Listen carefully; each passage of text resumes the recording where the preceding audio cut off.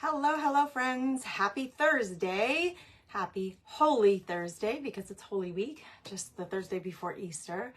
It's still March, so it feels so early for Easter to be coming already, but here we go. Hippity hop right into the Easter weekend. Today I'm going to be making some note cards for junk journals with some napkin remnants. So if you're coming on in, please say hello. My name is Grace here at the Comfy Nest with Grace. I live up in North Dakota. I'm excited to share some crafty goodness with you. We like to have some fun around here. Super relaxed, super chill. And we love to create with napkins. Really, almost any mixed media type of projects is what we love here. And you are welcome to join us. So please say hello when you get here. I'm going to grab the feed on my computer so I can see comments. It helps me a lot. It does help to have the two computers. One so I can see comments, and then one so I can see what you can see, just to make sure that you're able to get a good view of what's going on. What's going on over here? I better shut off that other volume. Okay, here we go. Hello, Karen. Thanks for saying hello. Tracy is here. Mary is here. Welcome, welcome. Good morning, everybody. Hey, Virginia. Well, I guess it's just noon on the East Coast. If you're coming in from the East Coast, happy Thursday afternoon. Hello, Janet. All right, so here's what I got. Got my cutter. I got some watercolor paper. I have a bunch of napkin remnants. Let me get you down a little further there. Yes, that's good. Hey, Lori, how are you, friend? A whole bunch of napkin remnants. Some of these were gifted to me by some of you fabulous ladies. Some of these are from projects of the past, you know, and you use one panel, maybe two panels from a napkin, and you have leftover napkins. So we are going to use some of these panels, and we probably won't get through all of these, but some of these really lend themselves well. Like somebody sent me this. I think this would make a great journal card for a junk journal. So we are going to make some journal cards. I have done this before, but I kind of have an idea for trying something new. The first thing I need to do is get watercolor paper prepared so I can glue these napkins on. They'll be double-sided journal cards. So I really need to custom cut, it seems. I guess I could do this two ways. I could glue the napkin on and then cut. That might be the better way to do it because I'll probably get better use of my paper that way. It'll be more efficient. I won't waste so much paper if I do it that way. So I just have some regular watercolor paper here. I use this a lot as a mixed media artist. This is 9 by 12 sheets. They're 140 pound. That's the weight of the paper. I think that printer paper is 80 pound, just to give you an idea, like regular copy paper, printer paper. So this is much thicker and it takes water like a charm. That's why it's called water paper. So anytime you're using liquid glues or any liquid format of a color medium or a glue or a varnish or something, you're really in good shape if you use watercolor paper. So there are different kinds of watercolor paper. Some of it is smooth, like a really smooth texture, and some of it is almost rippled. So when you're buying your paper, it's not a bad idea to open it up and look at the paper that you're getting, because depending on the project that you want to do, you may want a smoother finish for something like a greeting card. Usually they're a much smoother finish, or you may want something that's a little more organic looking. So anyway, we are going to glue some of these down and make some. Hey guys, how are you? Hey, Pamela in Oklahoma. Welcome, welcome. We're going to make some note cards. Now, actually, we're going to make note cards for junk journals because I love junk journaling and I'm often looking for note cards to put into journals. So we're going to make those, but you could really take this format of making these cards and translate it into making gift tags or making door hangers, like if you have a special celebration going on. Or I know I've only cruised twice, but when I have cruised, everybody decorates their door. So to make little door hangers for the doors on a vacation or for a birthday or a wedding weekend, this could be translated to those same types of projects. So just come on in and let's chit chat. What are you guys all up to? Good morning, Missy. Yeah, Leslie said, I found you. Yay. Yes, I'm always here at the Comfy Nest with Grace on the business page, unless I'm live inside the membership group called the Craft Therapy Club. Hey, Cindy, how are you in Michigan? What's happening, girl? So tell me what's going on in your world. I think I am going to be better off. Let's just try something here. I was going to cut the paper and then glue the napkin, but now I'm thinking I might be better off gluing the napkin first because I can fit more than, I think I'm going to glue them down and then cut the note cards out of the paper, and then we're going to double side them, so we'll be doing something on the other side. So first order of business is to make sure I have just down to 1 ply, and we are going to glue these down. These are definitely 1 ply. I really like the animals. I don't know. Are you a fan of these whimsical animals who have fruit in their wool or fur or hair? You know, like the birds with the hats of fruit. I just think they're so cute. Yeah, this is the way we're going to handle this. Listen, you can use a glue stick to glue these down. You can use a specific decoupage glue. I'm going to be using this because I've had it forever. I've had it forever since 2020, fall of 2020, and I'm trying to use this stuff up. I have like, are you like me? You have like 5 bottles of different glues, but they all have about this much in them. I'm on this mission to make more space in my little cart and on my shelf on my wall. So I'm trying to use some of these up so I can just make a little more space. So it's not so cluttered in here. Anybody can relate to what I'm saying? So we're just slowly making our way through these bottles and using them up. So we're going to start gluing. I'm going to move some of these over so I have some room and you can see what I'm doing. There we go. Now I think you can see pretty clearly. It's overcast in Vermont. Hello, Brenda. Welcome, welcome from Vermont. The cow is your favorite. I love the colorful watercolor cow. So cute, right? We're going to just start gluing them down. I'm just starting to think. Yeah, I think I'll get more use going the other way. So I'm going to be posting inside the free club. I was thinking as I was getting ready this morning, I would love to see everybody's Easter prep. I imagine that some of you are baking. I made a huge batch of cookies last night for my family. I imagine some of you are baking. I imagine some of you are preparing Easter eggs. My kids did not color Easter eggs for the first time last year. They are 17 and 18. And we won't do it this year either. They are taking a little trip with their dad, a little guy trip this weekend. So I don't think we're going to have time this weekend before Easter for that to happen. So, but I bet a lot of you are preparing Easter eggs, whether you do the plastic ones and fill them with treats and hide them, or maybe you do the real ones and you dye them. I would love to know your traditions. And so I'm going to be posting that in the free craft club, the Crafty Chicks Club, because I really want to hear from you. I want to hear what you guys all have going on for your Easter. I'm so curious. I know everybody has different family traditions. You know, even the way my family, my parents celebrated Easter was different than the way we do at our house, just because we had such a huge family. I'm one of 13 kids. So it just looked a little different than a family of 2. We have 2 children, my husband and I. So what have you been up to? What are your Easter activities looking like so far? Are you cleaning house? Are you baking? Are you cooking? Are you doing the grocery shopping? Are you getting the Easter eggs prepped? Easter baskets? I want to see Easter baskets. Again, with a 17 and an 18-year-old, the Easter baskets haven't been happening. I think I did give them, they were paltry, really. They weren't like I used to do when the kids believed in the Easter bunny as, you know, as a fun little tradition for families. It wasn't like that at all. It is just so much more fun. Can anybody give you a hey-ho on this one? It's so much fun for the parent, I think, even for the kids when they're real little, you know, and they come out and the Easter bunny, did he come? What did he leave us? Are there eggs to find? All that magic of that young age that kids enjoy that stuff and parents get to enjoy it. That's gone in my household. My kids they're just too big for that anymore. And they're all boy. They're just not interested.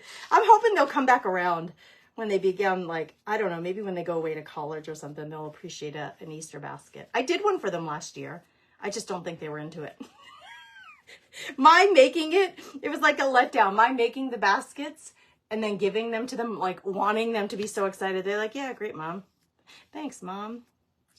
Teenagers, they're not into it. All right, we're just gluing them down, girls. This is really easy. I'm going underneath with the glue and I'm going on top with the glue to really secure it onto the paper so we can make these note cards. I know Debbie says it's sad when the kids are grown. It's just a different world, right? It's just a different world. I don't know. So I have some bigger panels, but I also have, I thought I grabbed like a couple of strips. This one's broken, but like, that could make a cute little note card. I also have this one that is Americana, although I took a little chunk out of it for some reason, but this one's going to get to be a really skinny strip, so I think I could fit that on there too. So I'm going to go with the pig because I absolutely love this one. I have used this in my keepsake journal, this napkin. I used it to make a home decor project. Now we're going to make a note card with it for a junk journal. So anyway, let me hear about your Easters. You make a family basket, Leslie says, just one for the family because my brothers and I felt the same way as your boys. That's a good idea, Leslie. I've never even considered doing that. Family basket. So is there anything like for individuals? Like, you know, like I know my son Gannon loves, for example, he loves Cheez-Its. Cheez-Its is just his thing. He loves Cheez-Its. So do you leave like Cheez-Its for Gannon because he loves them, and Landon loves Junior Mints? So do you do that, or is it just a free-for-all? Everything's for anybody. It's all just generically there for everybody to enjoy. How do you do a family basket, Leslie? Fill us in. Fill us in, friend. We want to know. I think I need more glue. Hold on. And I want to look. I'm trying to get all the glue down, but I want to see your comments. I really do. So I'll be checking here in a second. Let me get this. While my glue is still wet, let me get this napkin down. Oop, I didn't even go as far as I needed to. More glue needed. It's a bigger napkin. All right. I got my Roomba going, so if you hear any like machinery in the background, that's what you're hearing, is the Roomba moving around the room. Not in the room that I'm in right now, but the room next to it. So I don't know how loud that is for you. I hope it's not too loud.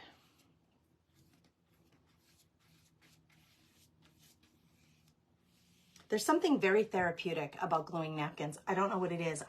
You guys, I do have a lot of stress in my life. I think my cortisol levels, I actually had a doctor's appointment this week, and we ordered some blood tests just to check things like that for me because I've just not been well lately. So I think my cortisol levels are generally high. It is what it is. So I have found quite a few ways to be creative when I'm not feeling great. I'm really tired, but I still want to do something creative because creating just relaxes me. The process of gluing these napkins down, why is it so relaxing? But it is. Coloring with pencils, sketching, doodling, why is that so relaxing? I think it just helps us forget all the stuff that we may be stressed over and just get kind of lost in the process of what you're doing. And it just feels good.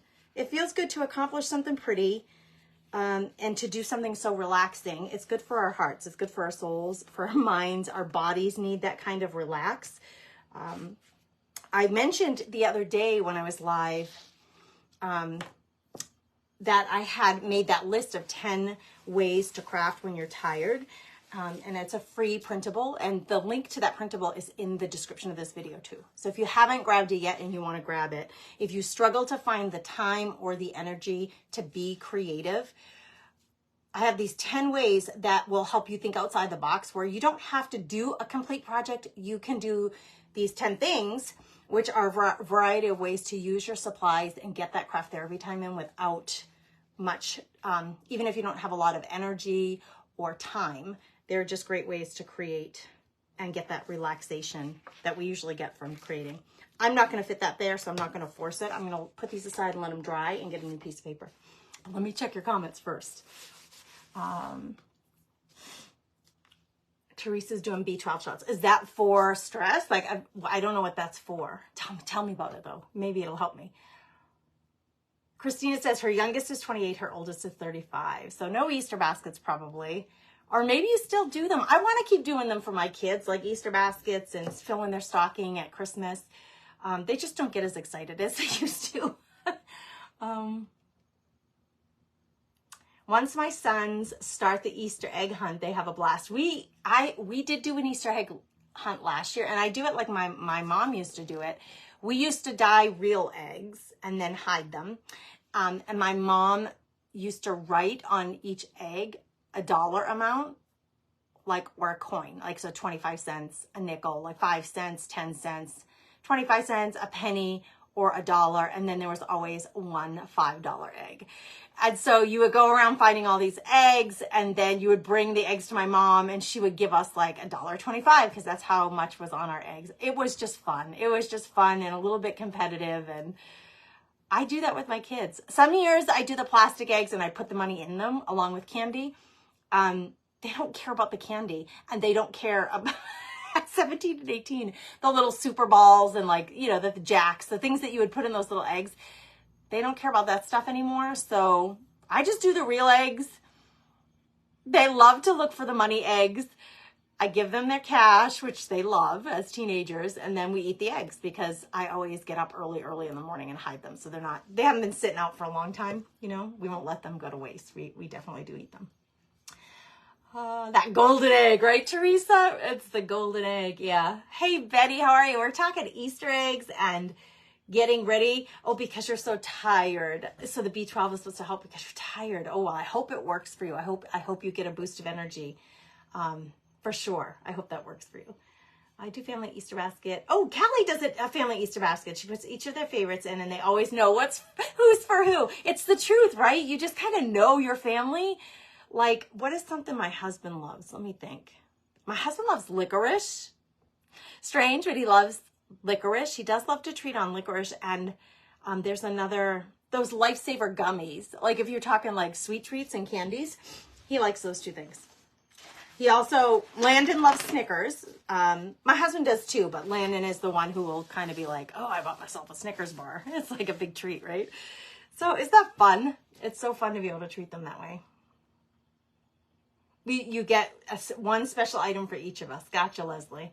Thank you for sprinkling, Cindy. I appreciate the help. It really does help to get us out there in the world so we can meet new people who might appreciate having crafty chats like we do here at the Comfy Nest with Grace.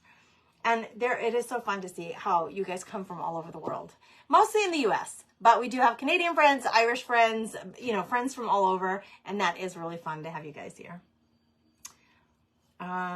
Debbie says, I still get them candy and stuff. I send packages to the kids that aren't local. That's sweet.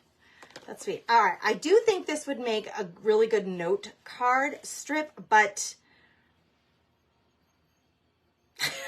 I have a little chunk taken out of it. I think I'm just going to go in with my scissor and cut close to that edge because there's no need to waste the paper and glue.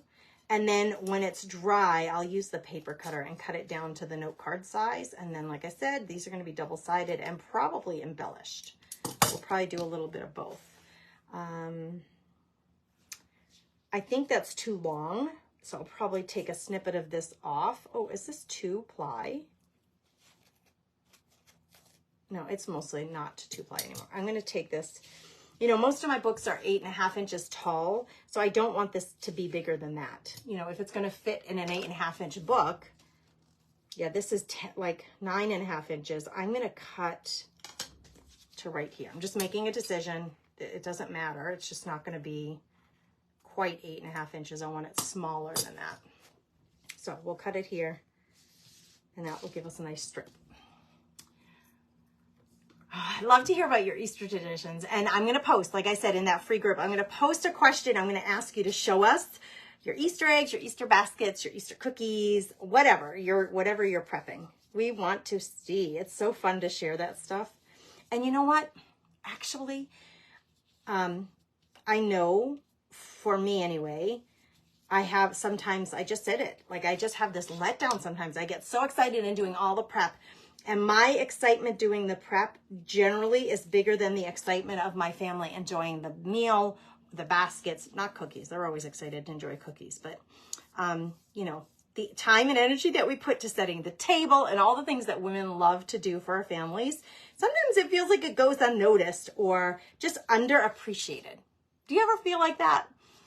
Do you ever feel like, oh, like I put all this energy and just when I'm prepping it, I'm feeling so excited that I'm doing this special thing for my family. And then they come and they eat real fast and go back to watching TV. It's like, come on, can you not just sit and enjoy this for a minute?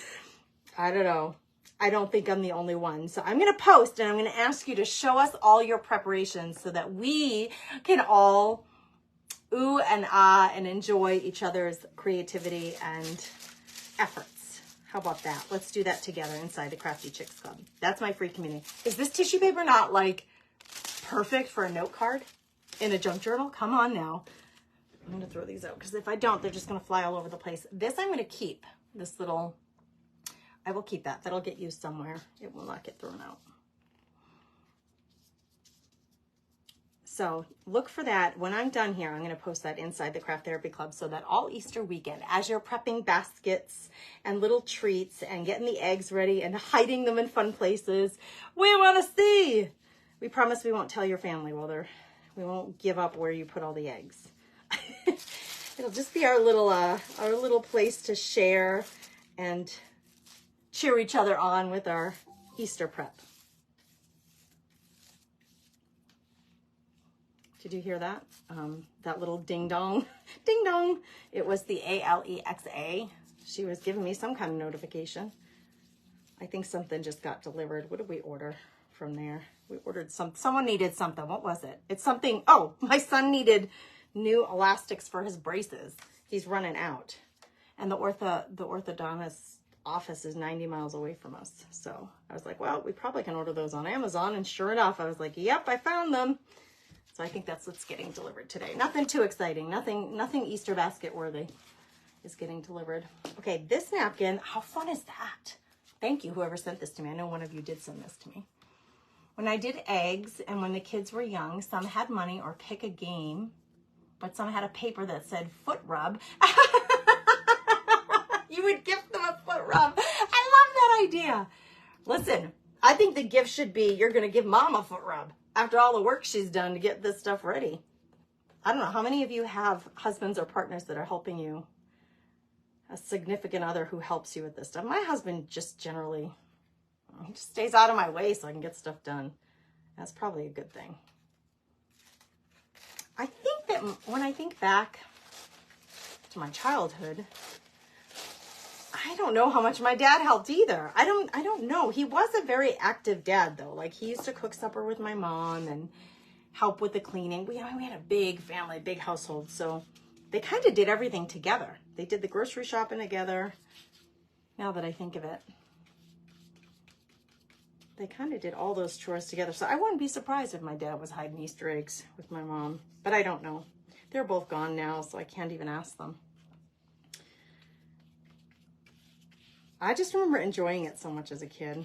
The holidays for children, it just gives, I hope it's giving them all good memories like I have of my childhood. Oh my gosh, I love this napkin so much. Listen, I told you I don't use green and yellow a lot when I create, but I have been loving the yellow. One of the girls in the Craft Therapy Club did a junk journal, and she created it to kind of like keepsake her mother and photos of her mother and for her mother, and her mother's favorite color was yellow. So the book is very much has a lot of yellow in it, and I love it. I just think it's so beautiful. So maybe like purple, I'm coming around with the yellow thing, girls. I don't know. I'm starting to appreciate yellow in a way that I haven't in the past. The more I see it and use it, that's just pretty. Those two colors together, they're just pretty. Okay, now I have two, where are the little hearts? Let's see. This is kind of broken. I could glue it down, but like I could do just this little spot right here. Let's do that. Let's cut this off where it's broken. And let's see if it's just gonna fit in there perfectly. So that'll be one more note card on this sheet. Hello, Debbie, how are you? We're talking Easter. We're talking Easter prep. So I made a batch of cookies last night. I did 28-ounce cans, which I chalk painted and then decoupaged Easter napkins on each of them. Diana, I'm loving this. All right, let's read her comment. Then she said, we put wire handles on them and a rag bow. Then they are filled with candy and a few toy activity treats for the 13 grandchildren. They overflow a bit, so I put them in clear plastic bags and put the excess items around in the cans. I'm thinking the older kids can use them for pencils, various items, and the girls can use them for makeup brushes. I love this idea. I love this idea, Diana. A 28-ounce cans, that's like the size of the tomato can, right? Like when you're making a sauce, tomato sauce. I know what can you're talking about. I have one here that we decorated in the Craft Therapy Club Oh, it's at my other desk, you know, in the room next to me. Anyway, I love the idea. I love the little handles. I love that you put a little bow on them. I love that the overflow goes in a plastic bag, like you would see so many baskets that you buy at the stores. That's kind of how they do it. That is such a good idea. And Diana, we would love to see those baskets if they're still hanging around and you haven't doled them out to the children yet. Could you take a photo and share that idea inside the free group, the Crafty Chicks Club? We would just love to see those. I know I would, and I think a lot of the ladies here would love to see them. Oh, Diana, I'm glad you're enjoying it. She said, this is so relaxing. I'm glad. It is. Why is it that something as simple as gluing napkins down on watercolor paper can be so relaxing to do and watch, and it is. It's good. It soothes. It's good for us. Good morning. Thanks for saying hello, you guys, in the comments. And Debbie Fritz, thank you for sprinkling. Let's see, if I give her 2, she's going to get some balloons or confetti. I can never remember. Confetti. There you go. Thank you. Thank you for sharing. All right, I think, did I already separate this? I think I did. We're going to glue it down, and then we're going to start cutting these down to note card size and we're going to do something to the back of them. I debated if I should do it first or second, the back side, but I'm going with, we're doing it after we get the napkins on. I just felt like if I could get the napkins on and cut them to size, then whatever I decide to do on the back, because they will be double-sided, the back side will be where they write their notes, right? The front side is the decorative side, but I can't leave the back side just completely plain. That feels wrong to me. So we will be coloring them in a way and then making them so that they can be used for note cards, but they're still decorative and pretty.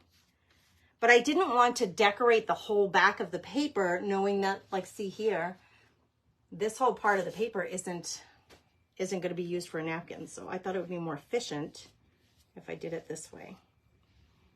I'm all about efficiency, right? Like, I try to be anyway. That comes from my dad. My dad was that way. I can't shake it out of me. I'm always efficiency minded. It's just the way I was raised, because my dad just was like trying to feed so many mouths with only so much money. So he always tried to figure out the best way to get the most bang for his buck kind of thing. So it's just kind of embedded in who I am. It's not a bad thing. I think it's a good quality. So Diana, Nancy is asking, where do you find the 28-ounce cans? Those are like the crushed tomatoes. We buy crushed tomatoes in that size can. They're about that wide and about that tall. I have one right here. I'm going to go grab one. I'll show you. Because we did these in the Craft Therapy Club. I just never thought to do it as an Easter basket.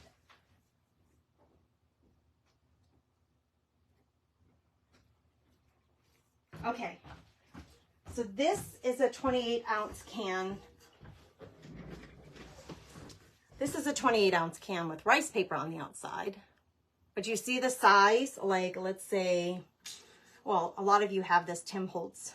You know, the size is small. It's actually really good for a tabletop, like she said, for pencils or for makeup brushes or whatever they want to use them. But to put little wire handles on these and then treats in them, what a great idea. What a great idea. I bet, listen, if you have a recycling center near you and you don't mind digging into the recycling bin, I bet you could find some of these in the aluminum, the can receptacle. I'm not too proud to do that. If I needed to do, like Diana must have been prepping for a while. She has 13 to make. She must have been saving her cans for a while. But what else comes in these size cans? For me, we buy crushed tomatoes in this size. I can't think of anything else that we get that come in that size. But I'm sure you can buy like canned fruit that size. I'm guessing there are other things. Okay, these have to be dried so I can cut them. I'm going to run them through. They're still a little damp. So we're going to dry these for a couple of minutes while we chat. Go to the local Italian restaurant, Leslie says, and ask them to save them for you. Hey, that's a great idea. I bet they would love to do that. You can't figure out how to send it. Diana, if you go into, when we're done here on Facebook, and actually I can grab the link for you guys. You would go to the Crafty Chicks Club. Let me get the link and I'll drop it in the comments. Go to the Crafty Chicks Club. If you're not yet a member, it's free to join. But answer the question so I know you're not a creeper or like someone trying to get in there for bad reasons, right? We like to make sure that the people who are in there are decent, you know, regular crafty chicks, not people trying to sell you anything or make friends with you. I don't like that at all. Go into the Crafty Chicks Club and then you're just going to post. You're going to go like you're going to post and you can share the photo there. We would love, love, love to see them. I don't know that you can share them here in the comments. I don't think there's an option to share photos in the comments on a live, but there's the link to the Crafty Chicks Club. So click on that, join the club, and then please, please share. We want to see your Easter stuff.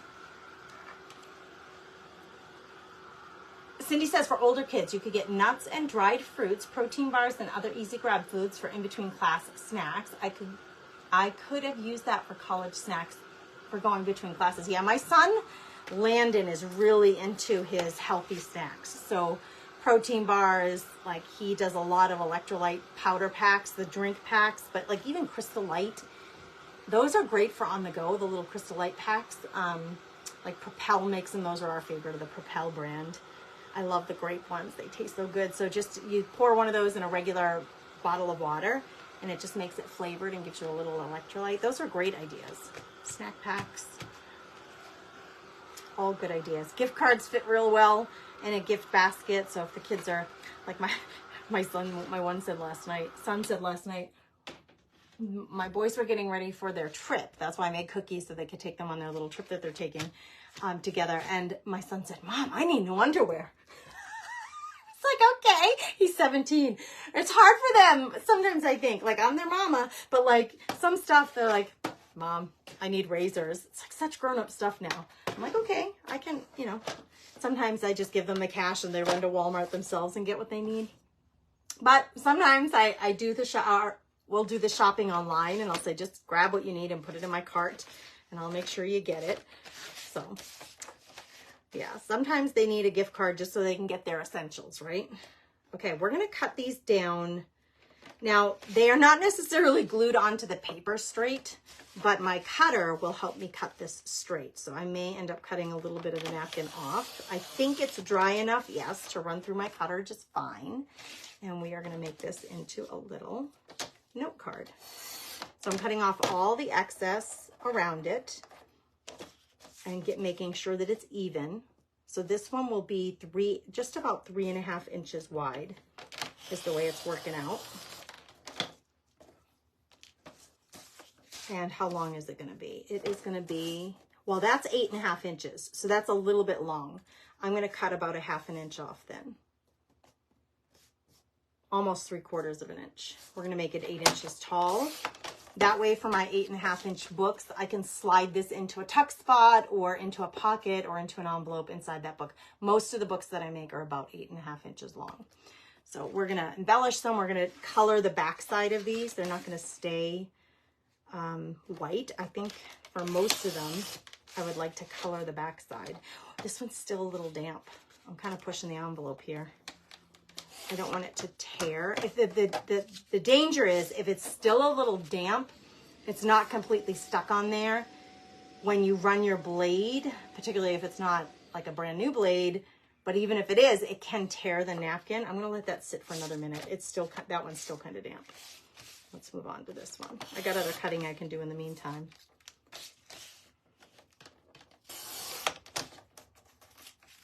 That's funny that just that one section is still a little damp.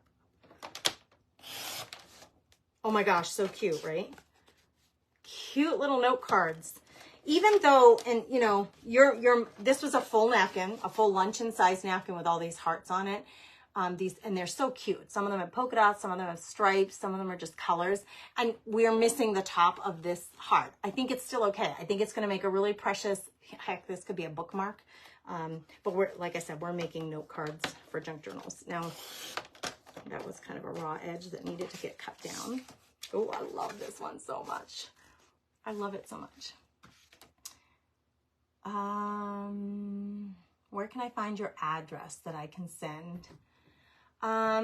Leslie, if you private message me, I will send it to you. How about we do it that way to make sure that you get it?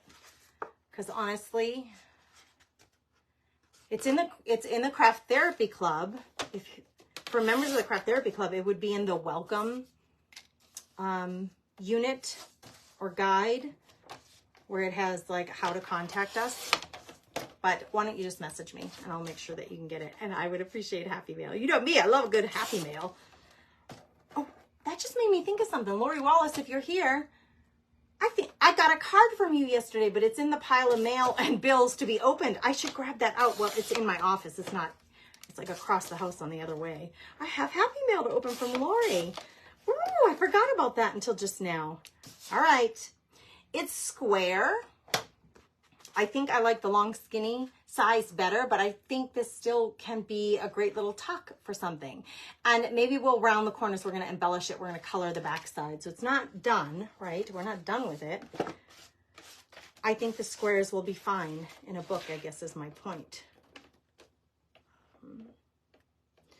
Okay. I just got to focus on one at a time, because if I let myself get worried about cutting both of those, they're not in the same location on the paper. I didn't want to cut it this far up because then I would have been cutting really quite under that one's nose and that would have looked terrible. So just one at a time, Grace. Don't try to do more than what you can handle right now. Okay.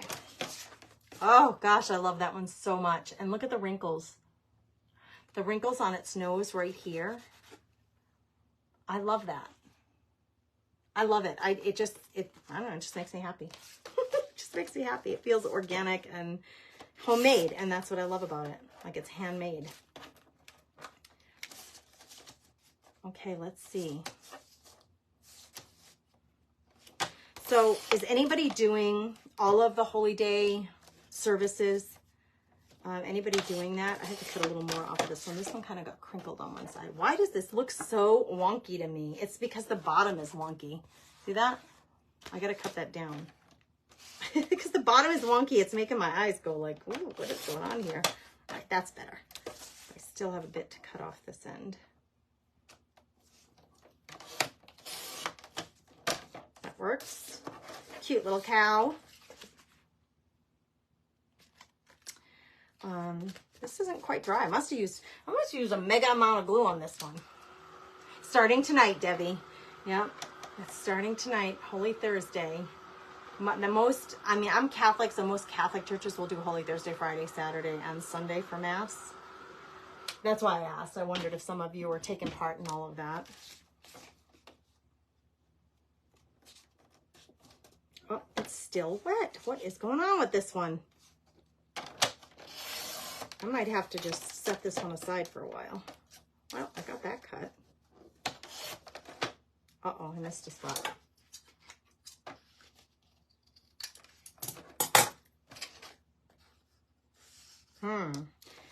With that tear spot is going to make this one rather narrow. Let's just see. It's still wet, and I'm pushing the limits here. But that is cute. We got the two flags and then the red, white, and blue stripes, let freedom ring from sea to shining sea. We got a lot on there. That one's awesome. And our piggy. I don't know that we'll finish all of these today, but you can at least see the, you know, my thought process with making note cards out of napkins. My Massachusetts accent just popped out of my mouth. My brother shared a video today. It's a YouTube video about the North End, about the Italian, the people who grew up in the North End. It's the Italian section of Boston where I grew up. And so I was listening to those guys. I think that's why my accent just popped out, because I was listening to them and their accent's pretty thick. They're Bostonian accent. Carrie says, I grew up Catholic. As an adult, I go to a non-denominational Christian church. I just had a text with my mom, though, and I'm going to church with her tomorrow. Easter in the Catholic Church is so reverent and impactful. That's what I love about being Catholic, Carrie. I love the traditions. I love the like you said, it's reverent. The reverence of praise and worship in a Catholic church just makes me so happy, and it's holy. It truly is holy. It feels, the presence of the Lord is activated in a Catholic church when we all gather and he is there present with us. I just think it's impactful is a good word, Carrie. Gosh, that's a good word. That's a good way to describe that feeling of his presence among all your church family or your own family. Wow. It's good stuff right there. Okay, we got them all cut down. Thank you for sharing that. That's just really beautiful. And I'm guessing your mom's going to be thrilled to have your company with her. It's always, sometimes it's good to go to church alone. My boys distract me. Even my husband gets a little handsy. They like will do thumb wars in church and stuff. I'm like, come on, boys. Like, it's 1 hour. Can we not focus? Or Gannon will try to talk to me, and I'll be like, shh, I'm trying to focus. So sometimes I do appreciate going alone. But I love the tradition of going to Sunday Mass with my fam, and then we go to breakfast afterwards. It's just our little family thing, and I love it. It makes my little my wife heart happy to spend that kind of time with my family, praising. Debbie says this is her most favorite time of the liturgical year. It is the holiest time. It is definitely the holiest time, and although it's somber, the rejoicing on Sunday is massive rejoicing, right? It's just massive. I started watching The Chosen. I hadn't watched it yet. I'm just going to admit to you, I'm probably one of the only people in America who hasn't seen, or tell me in the comments if you have not seen The Chosen series yet. My son watched it as soon as he learned about it, my 18-year-old, and he said, Mom, you've got to watch The Chosen. He's been telling me that, I don't know, was that a year ago, 2 years ago that it came out? I'm not sure. But he's been telling me that. Now, Chosen 4 just came out in the theater. Our local theater has had it for like a month. And everyone was like, Grace, are you going to go to Chosen 4? I'm like, I haven't seen 1, 2, and 3 yet. I don't think I can. So I'm trying to watch 1, 2, and 3. I've got through all of 1. I'm on number 2 now. Season 2, I guess is what you would say. Or section 2. I don't know. And it's so good, you guys. It is so good. It is so good. I'm really loving it. So I think while my boys are away on their little guy trip, I'm gonna try to catch up on some of those because it's just perfect. And I want to watch The Passion this weekend. You haven't watched Chosen yet, Mary? It is really good. It is really, really like powerful. It's powerful to see it lived out. So all of the Bible stories that we know and cherish and have learned our whole lives, or maybe if you're like just focusing on it now as an adult that you're learning now, they're all lived out. I would say, I don't even want to say acted out because it feels like it's being lived out in front of you. They do a really, really beautiful job depicting it. And I want to look into the actors a little because I'm new to it. Like I said, I just started watching it like a week and a half ago. But I would love to know more about these actors because they do such a beautiful job depicting these historical figures. It's amazing. It is really good if you can find the time. I'm watching it on Fox Nation is where I saw that it was there. So you can sign up for like Netflix, you can sign up for Paramount, for Disney Plus. Well, Fox Nation has the whole series on there. I don't know where else. Probably angelstudios.com. I'm thinking maybe you could buy it there. I just saw that Fox Nation had it, so I signed up for their service so I could watch Chosen. Have you ever done that? Like, we don't subscribe to every streaming service, but if a streaming service has like something I want to watch, I'm like, oh yeah, I'll do Stars for a little while so I can watch that show. And then I'll cancel it if there's nothing else there that interests me. But Fox Nation has it for sure. Oh, Leslie, it's so good. It is so, I wish we could watch it together. Wouldn't that be so fun if we could watch it together? Man, but it is excellent. I used to be in the drama team at church and I loved the acting. Betty, it is really special to see it lived out or acted out, depicted that way. Because we've read the stories, we've heard the stories orally told to us. If you're a church-going person and I've been going to church my whole life. So if you've heard the stories over and over again in church, or you've read them yourself at home with your own Bible study, that's one thing. But to see it, it's so special. It's so special, you guys. So I love that you're in the drama team, Betty. Thank you for sharing that with us. Thanks for being a subscriber. I see your little teal heart next to your name. You are a new subscriber too. I think you're one of the newer subscribers. So thanks for subscribing. We will have happy hour on Friday. We will. I'm going to be here. So we will definitely do happy hour on Friday. We usually get together once a week. I get together once a week with the subscribers from the page and we hang out. Hello. Thanks for saying hi in the comments, you guys. Oh, Diana says she absolutely loves The Chosen. I'm so excited that I'm watching it finally. Finally watching it. You haven't seen it yet, Carrie? Listen to your daughter. I would say listen to your daughter. My son watched it and he kept telling me it was good, and it was like, I hadn't found the time. And then I was thinking, really, I've been watching other stuff. It's not like I don't have the time. When I create by myself, I'll put on usually I love the kings and queens shows, like Queen Elizabeth, the Princess Bride, the White Queen, like all those shows about the English throne. I love shows like that. So that's what I've been watching. I'm thinking I could just, instead of watching those things, I could just get into The Chosen and watch an episode or two at a time. So that's what I've decided to do. Okay, we're going to color the back of these. They are going to be note cards. I kind of have an idea that I want to try. I've never done before. So I'm going to grab a couple of these little, I have bought this porcelain set of dishes. They do have a cover on them, but they're really easy to clean. The paint comes like right off of them. And I do like to use these sometimes when I just need to mix a little bit of color. And I'm going to try my powders, you guys, because we used these the other day.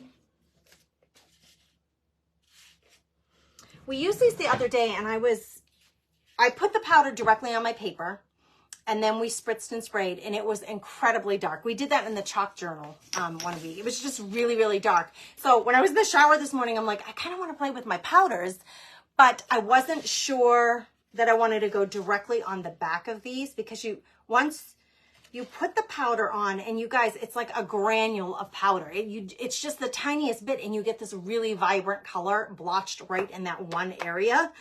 And then you try to spread it, but it doesn't spread. The paper just absorbs that color right away, the pigment of the color. So then I thought, why don't we try to put them in the dish, water it down in the dish, and then use the color on the back like a watercolor. These are concentrated watercolor powder with a fine tip applicator. Okay, that's this one, this brand. They come like this. And then I have these. They are not powder, they are liquid watercolor, but they are extremely, extremely pigmented. So when you put it on the on the paper directly, the paper immediately under that first drop just absorbs so much of the color, and then you can't, it's super, like for this instance, it would be super dark blue in that one area, and then you can spread it. Well, I want more control than that. So if I put it in a dish first, or in one of those pans or a color palette first, I think we'll have more control. Okay, so this one is red. We can put red on this one. I can put red on this one. It would work. I think these are the only two that I'm going to put red on. So we're going to work on these two first. Here, I think I will put something underneath it to catch any extra water. This was my Blue Cross and Blue Shield thing from last year. I save these things because they make really good backdrops. That's from that was from 3 years ago. It's from 2021. All right, so I'm going to use this here just to kind of catch the water. If you don't have I have craft mats, but if you don't have one, I keep old catalogs and stuff. Especially, this is not shiny paper. It's real paper, like regular copy paper, so it'll absorb that water just great. I'm going to grab a couple of brushes so I can spread the paint, and we're just going to try to do a color wash on the back so that the back isn't completely just bright white. And that will be where the journaling happens. We will also embellish these and decorate them up a little bit, but let's just get some color on. I'm going to start with this red. I'm going to put the tiniest bit of this powder. I'll show you too. Can you even see that little drop? See that tiny little dark red blob? It's a powder. See that tiny little bit? Watch what happens when I wet it. It's incredible how oh, this one's looking orange. What is this color? It looks orange. It says cadmium scarlet. Let's add more because I want it darker than that. But you see how much color you get from that tiny, you know how long this will last me? A lifetime. That's how much powder is in this thing. They're the tiniest bottles, but seriously, girls, Look how much color you get from that little bit. You saw it was just granules of powder. I'm going to add more. It looks more orange to me than red. Hold on. I'm looking to see. I have magenta. That would be more pink. I'm looking for like more of a red color. Here's a red. This is just as red. Now this is a liquid red. Let's try this in the other dish. I'm just experimenting. I've never done it this way before. There's no water in here yet. I'm going to put, let's do 2 drops. 2 drops. Now I could put my brush in there directly, but it's going to be super red and I don't want it that red. So I'm going to add a little bit of water. That looks more like the red I was expecting. See the difference in color? Ooh, this one looks more orange, but maybe between the 2 of them, we can do something pretty on these. So I'm going to add a little more water because I want it to spread. I'm going to wet the paper a little bit, just spritz it so it's ready to accept the color. And then let's just start with this one. I like this red more. Yeah, we're just going to spread a little bit of color on here so that they're not just stark, boring white note cards. These are going to take a while to dry. In fact, we might have to do two sessions here because I'm going to pick up a little bit of the water because these are going to take a hot minute to dry. Okay, I want, like our little cow looks, I want the color to be darker in some areas and lighter in others. So I'm gonna purposefully just put more in some areas. Now it's wanting to bend. The paper wants to bend because now it's accepted all this water. So your paper wants to like pop up off the page. You could, most watercolor artists will tape their paper down and then start applying the watercolor for that reason, so the paper doesn't pop up off like it's popping up off of here. But I need to use this space to do more of these cards. So I'm going to try to force it to bend a little for me. Once it's dried, once it dries again, you can straighten it out very easily. But while it's wet, it's gonna kind of get all wonky. Okay, now if I just want some more dark spots, I can just come in and drop them in. And then we're gonna let that dry. I don't want a red line straight along the edge so prominent. So I'm going to come in with my paper towel and just pick up that ink or watercolor. So it's not just sitting at what's happening is it's sitting at the lip, the edge of the paper. It's just sitting there. It's pooled right there. It's still liquid. So if I come in and just dab it with this, it takes off that pool of color. So it doesn't look like a straight line of color there. Okay. So that can get set aside to dry. Let's go to this one. I actually like this. I'm not sure that I'll use the orange. I'll probably use the orange on the cow because these have very red backgrounds. So I'm just going to stick with the red on these 2. They'll still be able to write. These will still be journal cards. Still be able to write on them after the watercolor dries, with either a ballpoint pen or like a felt tipped marker, or a gel pen would work. I need more water in my dish. The color hasn't really changed. It's still very red, even though I've added a lot of water. So that is a good quality. Dandelion Paint Company liquid watercolor. It's the tiniest little writing. Dandelion Paint Company liquid watercolor. These are all in my Amazon store. If you go to my Amazon affiliate store, under the section called Craft Supplies You'll Love. I don't put anything in there that I haven't tried and used myself, because I don't believe in just like trying to tell you to buy something that I can't verify that it's great. So everything that's in that section I have and I use. If I find something that once I've used it a few times, like I feel like it's crap product, I'll take it off that list, girls. So you can trust that list, that if it's in there, I'm currently using it and liking it. If I find something better, like a different watercolor that I think is better, I will switch it out. I I have no problem taking stuff off that list. But those are the things that I would recommend now with the knowledge that I have. I'm a product hound though. I love to try craft supplies. All right, the idea is to get it all colored in red. I don't even mind if a little spills over on the front. If you're getting my postcards that are watercolor postcards in the mail, Craft Therapy Club members, they're all hand painted, stamped.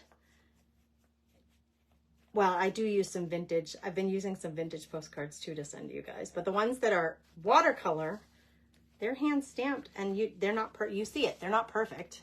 They're not meant to be perfect. They're meant to be handmade and loved and sent to you. With that in mind. Okay, I gotta check comments here in a second because I know you guys are all chatting in the comments. I have like something here. I don't know if it's paper pulp, a little piece of something sitting on there. I love the spots where the dark is sitting at, because look what happens. And then where it's not so dark, you still have color, but it's just different. So it looks like a real watercolor panel, right? Like it's real watercolor panels. Okay, let's just add another layer here, just to add even more variety. There, okay. We'll let these two dry. Let's see. Good morning, Kimberly. Welcome, welcome. It's okay that you're late. You're welcome here anytime. Kimberly Sminky is here, and Kimberly Murders. Welcome, welcome, girls. Hello, hello. I love that you guys are chatting with each other.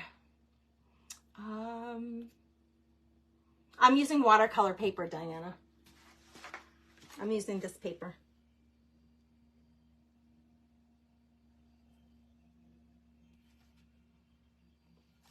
Any watercolor paper works. My sister sent me, I think, 2 of these paper pads.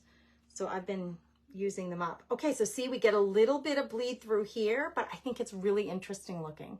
I kind of like it. In fact, I like it so much, I might just purposefully add a little on this side. I might take a little bit of watercolor and smear it on here. Because I think it's kind of cool looking to have it kind of bleeding over. So I'm just dipping the brush and tapping on the edges here because I really like that look. Okay, see how it's curled up? It will straighten out when it's dry, but we'll just put these aside and let them dry. I better grab, nope, not that one. That's for my ironing. I do save one Teflon mat. Most of them are for paint and for things like this, but I do save one that I never put any paints or glues on because I use it for ironing.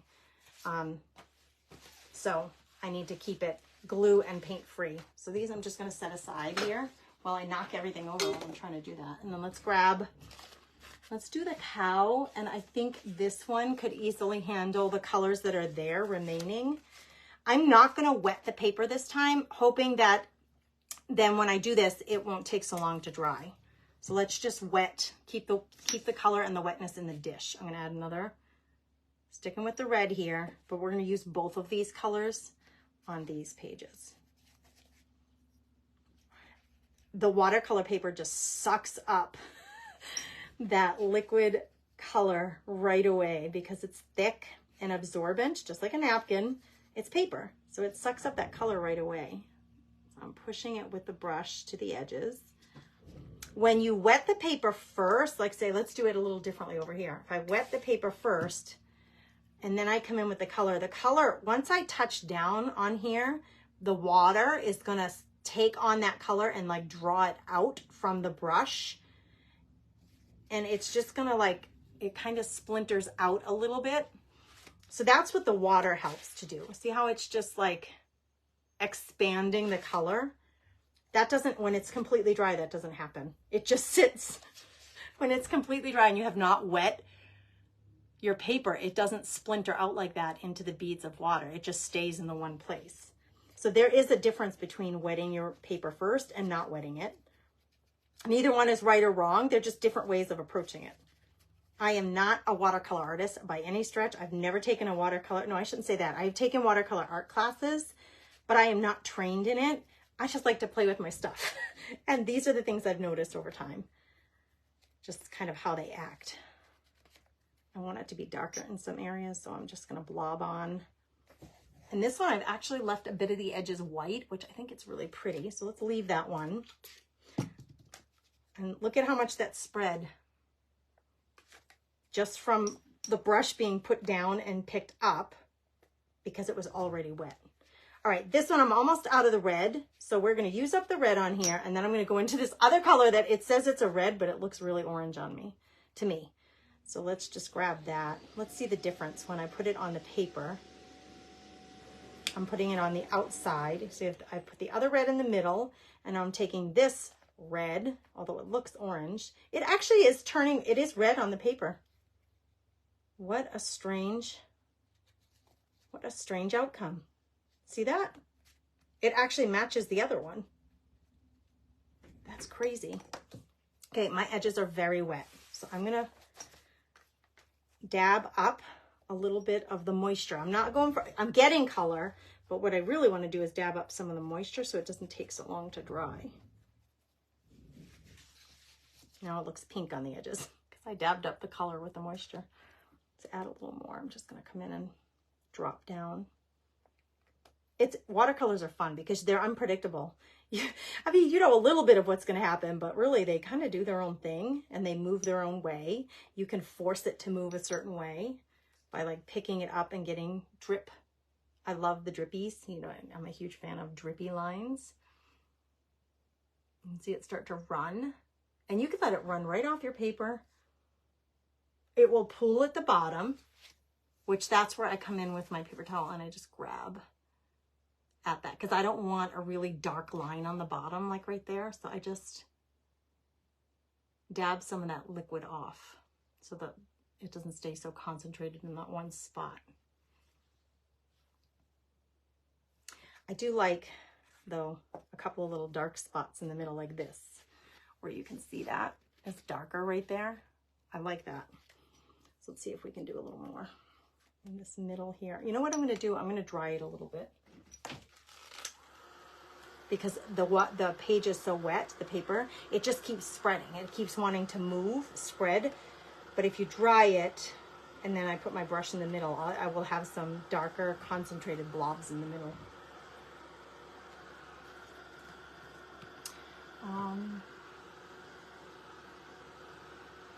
Oh, Cindy, that sounds fun. Tell us about it. She said, have you ever used kosher salt? I'm assuming with watercolor specifically. Tell us about it. I don't know.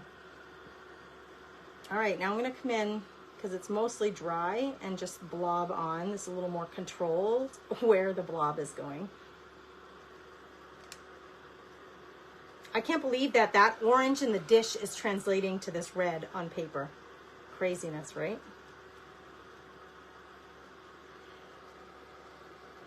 It's still going to be light enough that we can write directly over this watercolor once it's dry. It's still light enough that with a black pen or even a gold or a silver, I love using metallic gel pens for writing in my journals. And when the metallics show up really well on any color, that you can really see them very well. Okay, we're going to put these aside. We got 2 more. No, we have 3 more to do. I'll try to go a little quicker on these. Talk less, spread paint more.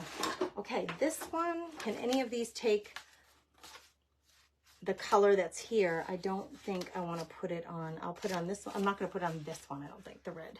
But we can put it on these 2. This one needs to be the only one on here because it's not fitting. Let's make a little more room. All right, I want to use this stuff up, and then we're going to dry this out and put different colors in there. Let's just get it out of there.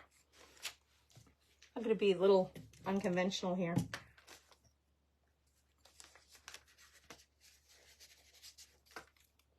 Woo! Don't hit me. You would get red on my shirt. All right. Cleans out easily for the next color. We got all that out of there. And then let's grab, there's a lot left of this one. Spread it out. I'm going to add another color in here. What color should I add, girls? I have this bitter red that's coming out a little pinkish. This is the one with the pig. So what other color should I put in there with it? Maybe blue? We have a lot of blue on the back of this one with the pig. Maybe I should mix in some blue and make purple if I don't dry the red first.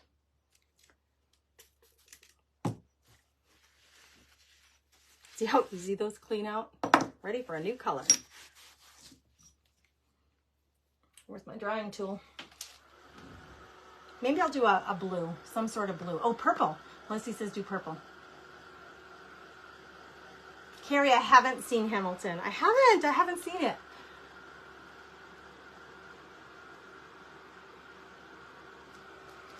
Years ago, Carol did a watercolor painting.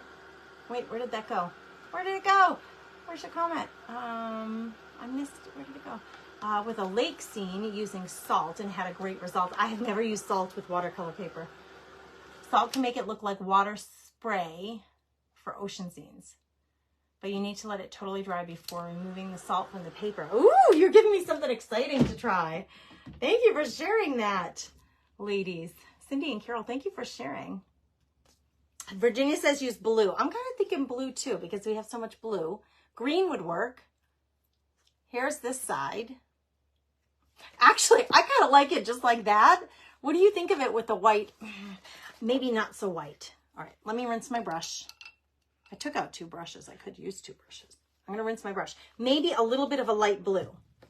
I have a lot of blues, actually. I have azure blue. I have sea blue, deep blue. I have a lot of blues and purples. My sister sent me some of these, and I bought some. That's Payne's Gray.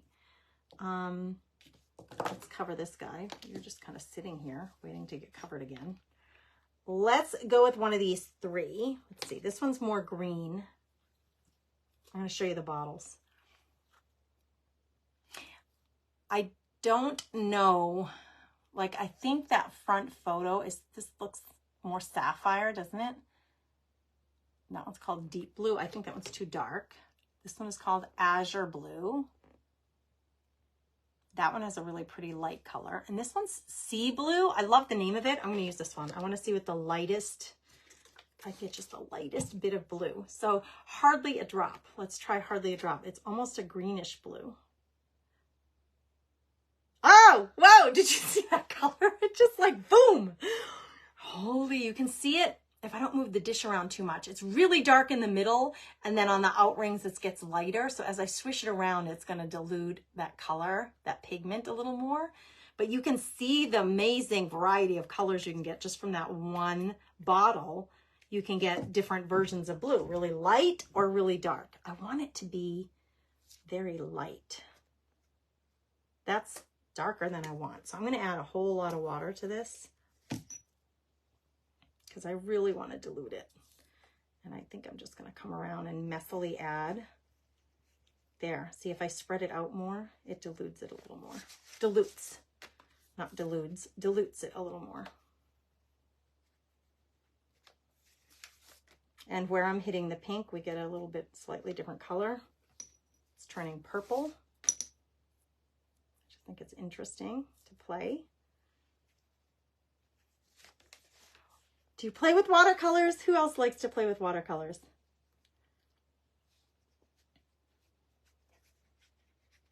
I'm going like super random with the way my brush is landing on there. I'm just kind of wiggling it around and letting it randomly kind of drop where it drops, which I like. It doesn't look so... like, I don't want just a straight line of color. So we're just kind of randomly jumping that around. And if I come in a little more into the pink, we're going to have more purple. Cool, right? I think it's cool. I think it's so fun. I have one more card to do. But I don't know that I want to use blue on it. It's the green and yellow one. It's the green and yellow one. Okay. I'm going to leave it.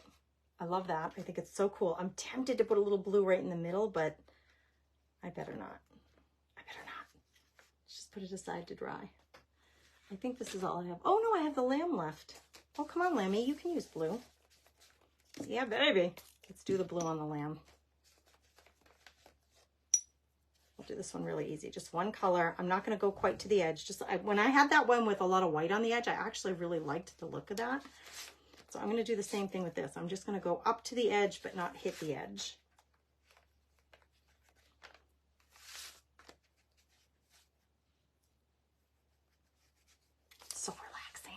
watch a good show, have a cup of tea or coffee or wine or beer, whatever you like to drink, a Diet Coke.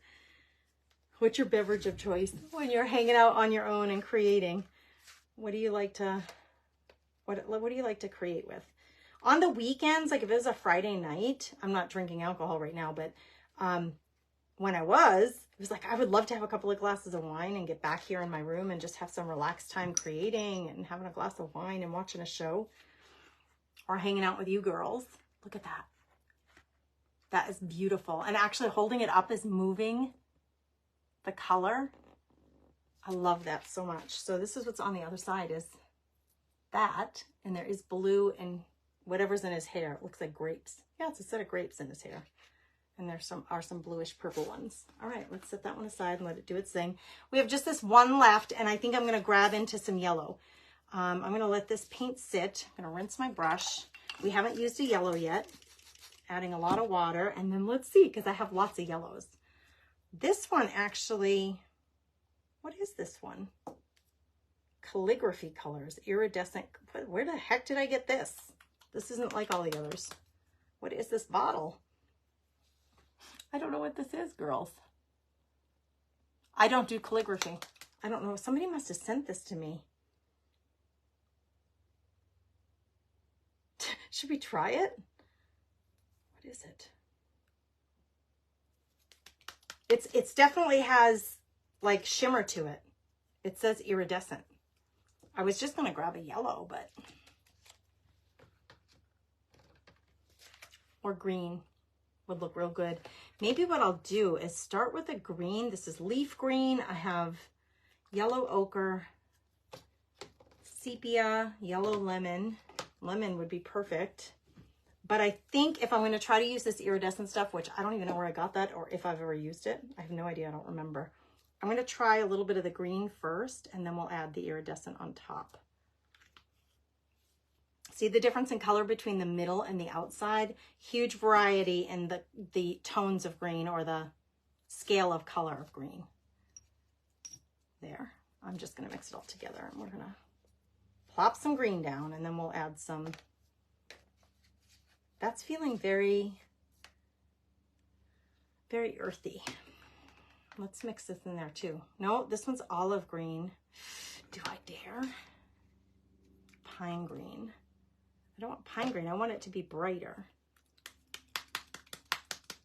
Let's see what happens when I put a drop of yellow ochre in there. I love playing. Are you clogged? Good sir? Are you, what? Why isn't it coming out? I'm gonna squeeze it. It's gonna go like all this color at once. My tweezers have become because they're really sharp. I don't know if it's clogged or what's going on here. I'm gonna have to work on this. Oh, there we go. I got one drop of color out. What does that do? Oh, it just makes it even darker green, so I better not do that.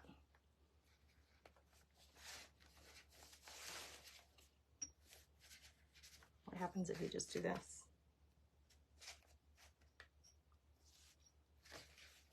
Makes it easier and faster.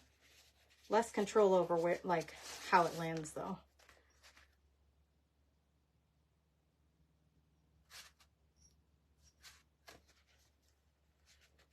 All right. Let's add some of the iridescent. I don't know what that's gonna do. First, let's put a few blobs in the middle of darkness.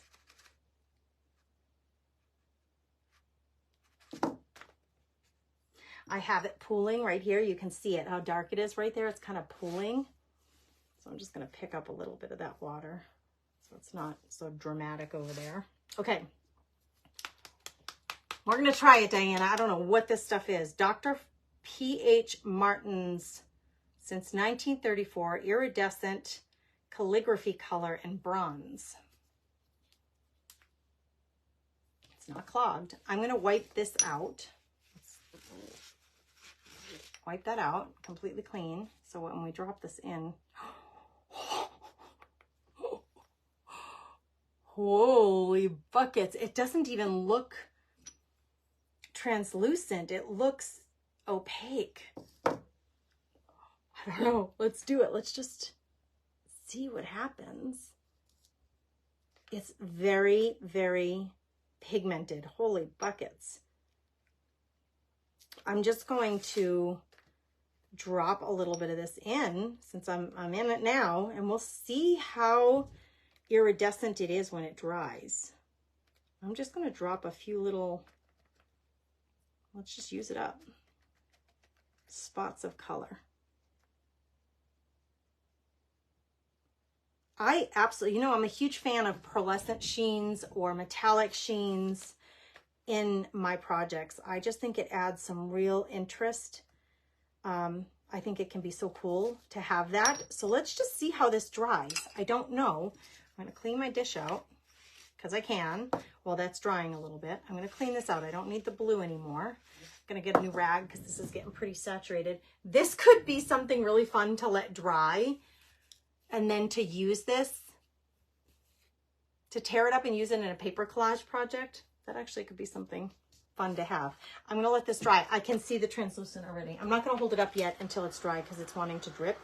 Let's dry it first, and I'm gonna show you a little bit of that translucent. It's interesting. I don't know where I got this. Maybe one of you sent this to me. I don't know if I got it. Sometimes when you order from scrapbook.com, they send you a freebie. I don't know if it came, I have no idea where I got it. I don't remember buying it. So, who knows? Did you ever pull something out of your craft stash and you're like, where did this come from? I don't know. I don't know. It'll make a very unique card, right? It definitely has an iridescent sheen to it, for sure. Oh, hey, Lynn Perkins.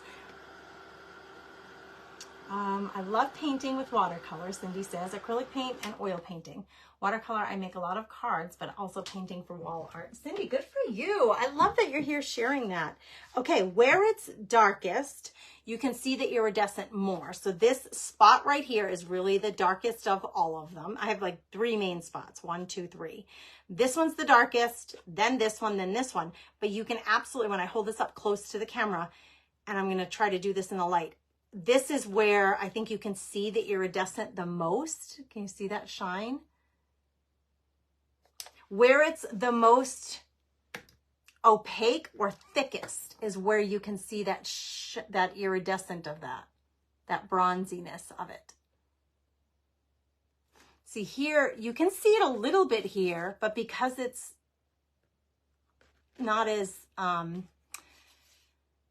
there's not as much of it there, the iridescent isn't as strong as it is, but you can definitely see that sheen. I'm a huge fan of that, to have something matte and then just add a little bit of sheen to it. You guys know how much I love that. I usually do that with my projects in some way or another if I can.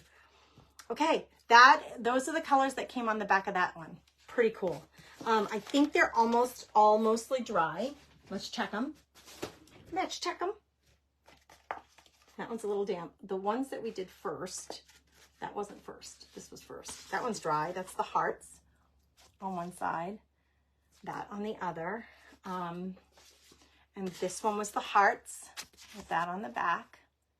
That's just cool, right? I love to see the movement of the paint colors. I'm going to grab my corner rounders and we're going to do some special corners on some of these. I always do it this way so I can make sure it's fully in that spot where it needs to be. Let's round off some corners.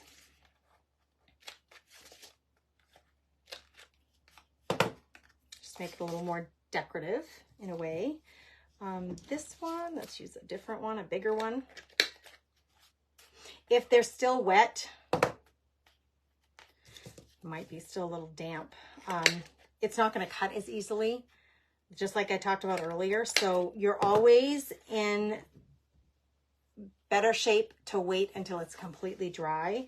Many times when I move on these projects, it's because I want to show you, when we're cornering those edges, how much it adds to the project. But in reality, if you're at home and you have time to walk away and go through another batch of cookies and just let these dry and cure, that's probably a better idea. Okay, on these ones, I think I'm just going to round the corners. Let's just do the big on this lemon one. Big difference between rounded corners and the square corners. I don't know why something so simple can be dramatic in terms of like making it more special and finished, but it does. It really does add a lot. Okay, we got those ones done.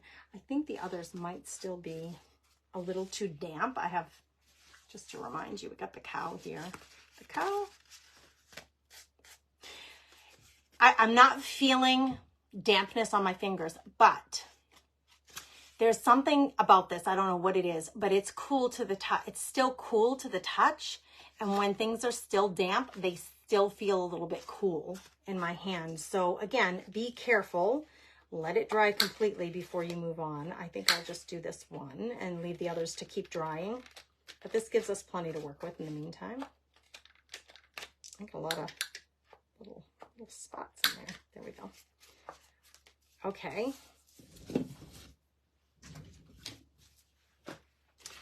Oh my gosh, how cute is that for a note card? Look at the back. This one might be my favorite. Now I kind of wish I had this. I don't know where it came from, but I kind of wish I had this in other colors to put a drop of iridescence. Now I could not get this open the other day, but that's what this does. Man, if I could get it open. I meant to have one of my kids help me. My grip is not good and my fingers hurt. Anybody else suffer from that? My grip isn't good and my fingers hurt. Man, I have to have my kids open pickles jars for me. And I'm not talking just the first time you open a jar of pickles is always the hardest, but like even after it's been in the fridge and then I want to open it, I can't open it. I just don't have good grip strength and then my knuckles hurt. So I can't get that darn thing open, but that would have been a good thing to add shimmer. Okay, we have these 4 journal cards that we've got going here. I want to embellish them a little bit. So you could put, like, we could put a dangly on them. We could add some fabrics to them, any kind of trim that you have. I'm going to do a little searching and hunting in my stash here. If I look behind me, these 2 big glass jars, they have just little bits of fabric that are left over from other projects. Here's a bit of yellow, and it's yellow polka dot. How perfect would that be to add this to this card? See, I could make a little tab. It doesn't have to be anything super elaborate. Let's put a tab on this one. I need scissors. Oh, here they are. Let's do a little tabby on this one. So we're just going to take a little square. It can be a good size. This is interesting. Now, the bottom of this napkin had the name, the copyright name of the company on it. It says Creative Converting. See that? Creative Converting on the bottom. The lemons, there's no top, bottom, or sideways to the lemons. So I'm going to cover that Creative Converting, the words right there, with this tab so that I don't have to see it. And it won't matter if that's the top, bottom, or left or right. It doesn't matter because the lemons can go any which way. There's no top or bottom to them. So I'm going to cover that with some glue. See if we can get this one to come out if it's not clogged.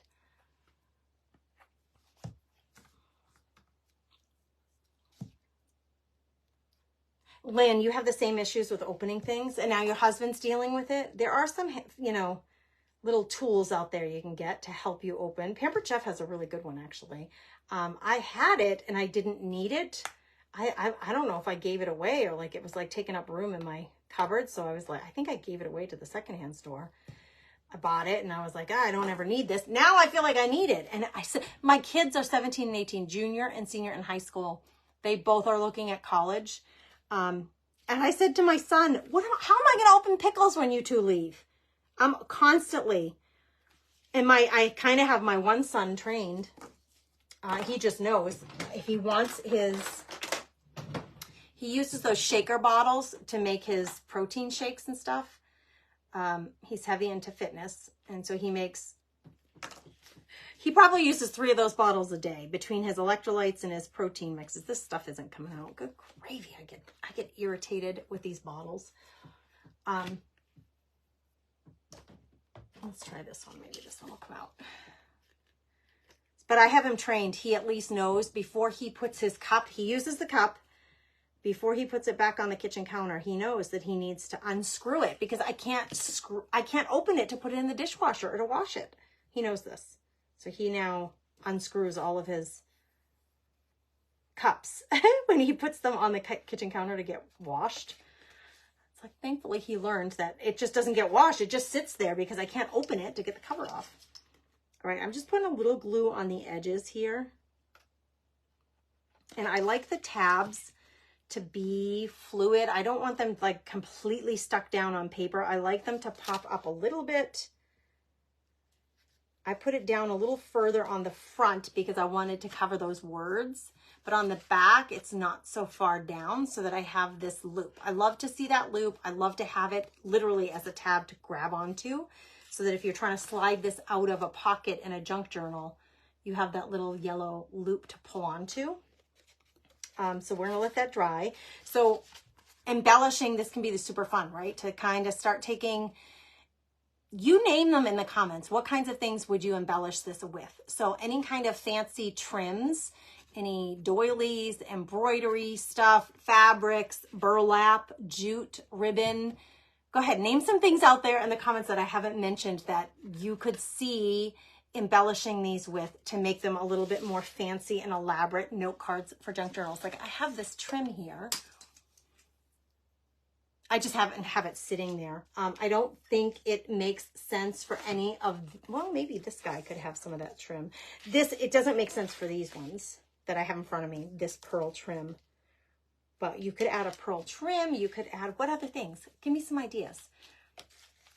I love the little tabbies. What else do I have in my stash? I'm going to grab my stash of like little beads and stuff. Oh, buttons, danglies, brads, eyelets. I mean, there's so many things in our little tool chest of supplies. Oh, how about one of these? Ooh, let's find one. Let me see if I can find a green one. I might have to use my tweezers to get it out. There. This is like a yellowish green little brad. It's like a little rhinestone brad. You know, I could add that to this. Like poke a little hole here. Do I want it in the middle? Do I want it on the side? I'm going to need a hole poker because I can't get through the fabric easily with, but I can use my awl. I just poked a little hole in that and then I'm going to stick this in here.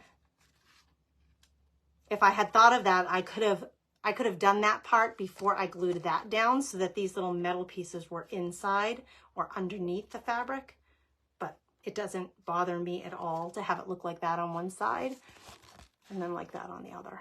Oh my gosh, that's cute. That's a cute little note card. And then you have this back side that you can journal on. Write dates, you can write your little story of what's going on in your journal. If you're gratitude journaling, it could be a gratitude journal entry. You could write down a prayer on here that you like. You could glue a prayer card. We get a lot of, in the Catholic Church, we get a lot of prayer cards. There are a lot of prayer cards in my life sitting around everywhere in my house. You could glue a prayer card down on that if you were doing a prayer journal or gratitude journal. All right, let's see. I'm going to look for more. I've got more fabric here. And this one really does match this guy. He actually is dry enough now. I think I'm going to put this on the side so that he gets pulled in and out sideways. But before I do, I'm going to cut the edges. I'm standing now. I think it's going to be more comfortable. So I'm going to move this up a little. Hello from South Carolina, Miss Mitzi. Welcome, welcome. We are making note cards, journaling cards. Oh, that's so loud. I'm sorry. That one just happens to be super loud. Mitzi, we're making journaling cards out of napkins and watercolor paper for our junk journals. So if you make these ahead of time, right? So this is a really good kind of batch making project. Super relaxed. They don't have to match anything. They don't have to match each other. They don't have to be any particular size because you don't know where you're going to use them yet. You're making them, we're going to store them so that when we're making our junk journals and we start decorating our junk journals, we can go to this little envelope full of note cards and pick one out that's appropriate for the junk journal that we're working on. So there's really no pressure on colors matching, themes matching. They can be any theme, they can be any color, they can be any size. You can embellish them with whatever you want. And the idea is you would have 10 to 20 of these cards in an envelope that you can pull from when you're in that stage of making and decorating your junk journal. They're already done. This is a great tired crafting thing. Like, there's not a whole lot of thought here. I'm playing with my colors. I'm using up remnants of napkins from projects before. Even to the point where there's like, this one's small. This is all I had left of that napkin, but that could make a cute little bookmark or journal entry card inside of a book. So it could be a gift tag. You could do so many things with these things. Okay, let's keep working. Less talking, more working. All right, where do I want to put this? I think I don't want to cover any of that lammy up. Is it a lamb? That's a lamb or a sheep? What is it? It's a lamb, girls, isn't it? Yeah, sheep have horns. It's a lamb. Can you tell I grew up in the city? How can you tell your city friends from your country friends? That's one way when we don't know our animals. I'm like, I don't know. What is that animal? I have no idea. I don't know cows. I realized when I moved to North Dakota, I'm like, I don't know the difference between types of cows. I never thought about it before. Like, there are dairy cows and then there's cattle for different reasons. And they serve different purposes and they have different jobs. And I'm like, why did I never think about this? I just knew about the black and white cows that they showed on Sesame Street. That's, I never encountered cows in the city. I was never exposed to that stuff. And it's funny because one of Landon's classmates yesterday, they had an activity. One of their groups went to the local Rotary. If you guys know what Rotary is, it's a service organization. I think they're international too. But they went to a local Rotary meeting. So all I did was add that little fabric tab on the bottom. So I'm going to let that dry. And we can embellish it further. We can put more trim on there, but let's let it dry. I'll set it aside. Rotary. They went to Rotary to present DECA, my son's group, DECA, school organization, went to the Rotary meeting to present, and one of the kids wasn't there. And Lenny got up and he's like, yeah, I think he's in Indiana buying cattle with his family. I think they had to take a trip to Indiana to buy cattle. I'm like, that's a lifestyle I don't know anything about, but I think it's fascinating. This kid's growing up on a cattle farm. Do you call it a farm? I don't know. Not really a farm, is it? All right, this one, I think even though if I put the tab on the top, the hearts are sideways, but I think that everybody knows the way a heart can be. It doesn't have to be right side up. Remember, there's no rules. There's no pressure. We're just creating these, tired crafting, batch making them, chatting while we're doing it, having fun. This one could be a super big tab. We could make it super big. I don't think I quite want it that big. Let's cut it down just a little further.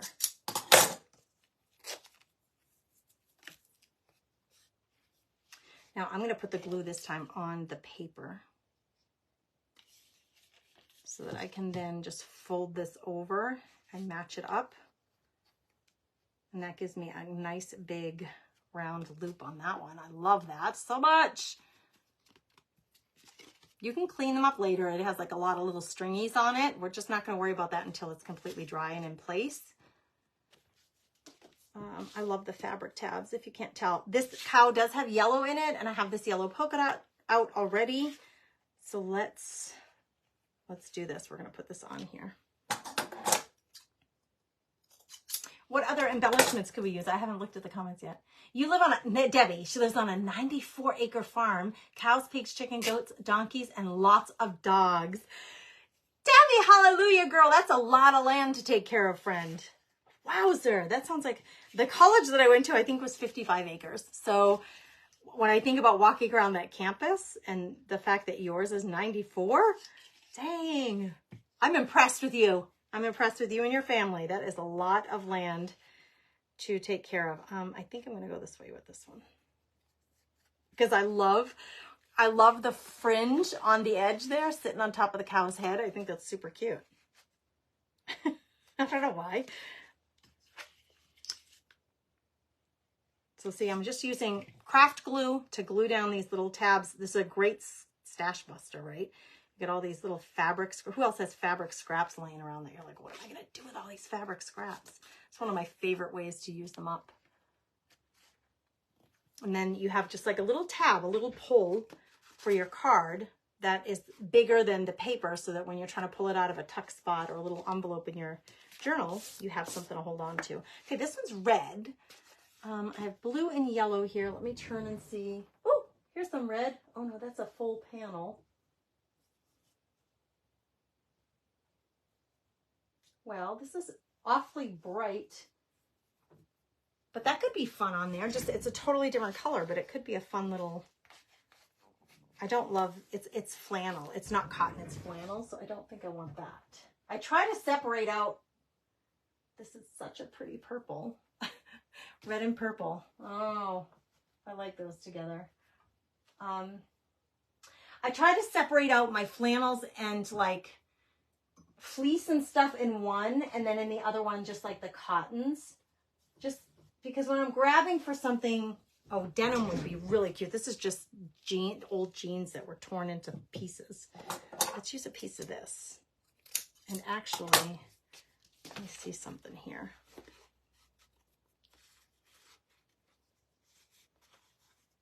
Oh, that will be so cute. So cute, yes. And I may put a staple through it just because, you know, we're looking for embellishments here.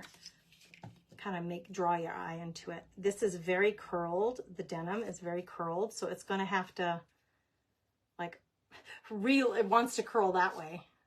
And I'm going to try to push it this way, but that's going to make the cutest little tab. Jeans, old jeans. Who would have thunk? Use them in your junk journals. Super fun. And I am going to put a paper, a staple through it. What color? Oh, I don't want purple. I don't want purple. These are the options I have. Blue! We need to get the blue. I've never used the blue ones, it looks like. I always use the purple and the green. I have yellow. I don't think I've used those either. I can't get them out of there. Tweezers to the rescue. I have a tiny little stapler, so a whole row doesn't fit in there. Let's put a little metallic blue paper clip right through there. How cute will that be? And actually, just because it's super fun, I'm going to put a few more of these in here. I'm just going to go down the line and randomly add a few. They could get stuck, you know, pulling this in and out of something, but I just think it's going to be a really cute little addition to add little blue clips along the way. Oh my gosh, right? How simple, you guys. A little bit of fabric, a little bit of watercolor. You could use mixed media paper. You could even use cardstock if that's all you had. Did I get another paper towel out? I did not. Ouch. Just banged my knee. If all you had was watercolor paper, or excuse me, cardstock, you could use cardstock for this. You could use cardboard for this. If cereal boxes, you could use cereal boxes. You probably would want to paint over the part of the box that has like the information on it so that you're not seeing Elmer's through your napkin. So maybe paint over the cardboard with some white paint and then put your napkin down. I used watercolor paper and watercolor paints on the back, napkin on the front, little bit of fabric, and then you can embellish them any way that your mind can think of. Like here I put that little rhinestone brad in it, and this one I used staples. So stuff you probably already have. You don't have to buy anything to make these, and you can make a fair number of them. Look how many we made. Note cards, gift tags. You could make greeting cards in this fashion as well, but I think these are going to be great. I made them specifically for junk journal, note cards, journaling cards. And I still have this one and this one that I haven't yet started. So I'll do those on my own. I won't make you sit through that too. It is already 12:30. That means I've been on for an hour and 40 minutes. So I'm going to go. I'm getting hungry actually. I think it's time for lunch. Gracie needs some lunch. I had a banana for breakfast. I'm ready to eat some lunch. Martha said whenever I get a package or her orders, she's excited because of the packaging material. Yes, Martha, girl, you are hanging out in the right group because you know I'm such a fan of that. I will always encourage you to use up what you got. Use it up, friends. I don't know how these all fit in there, but they're not wanting to fit now. I'm going to post inside the Craft Therapy Club. I'm going to post asking you to share all your Easter things, all your Easter creations, whether it's a loaf of baked bread, a batch of cookies, the Easter eggs that you're prepping for the kids to find, a basket that you made for, you know, your grandkids, your kids, a friend. Maybe it was a gift you got. Maybe somebody gave you a basket. We want to see it. I'm going to post the question in the Crafty Chicks Club. I'm dropping the link to the Crafty Chicks Club again, so that if you want to join, if you haven't yet joined, you can do that.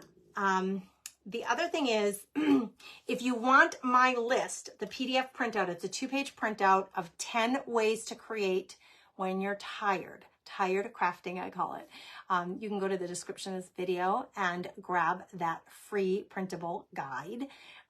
Just print it out. Have it close by in your craft space, because sometimes when you're too tired, you want to create, you want to have that craft therapy time. You can't even think about what to do. It happens to me all the time where I sit down and I'm like, I want to do something creative, but I don't know what. You'll be able to grab this list and it has 10 really good ideas of things that you can do when you're too tired to craft, but you still want to be crafty. So go grab that. It's free. Just, you're just going to put your email in and it's going to email it directly to you so you can print it out and you can have it for personal use. So thanks for being here, everybody. I appreciate your time. It is Thursday. I will be live again tomorrow. Well, YouTube premiere video will, I'll be live on YouTube at 11 a.m. working on the Junkie Junk Journal. Will be part 11 of that journal. And also happy hour for Facebook subscribers is tomorrow afternoon. So I'll see those folks then. If I don't see you or chat with you before Easter, have a beautiful, blessed, holy Easter weekend. I hope it just is joyful and relaxing for you. Blessings, everybody.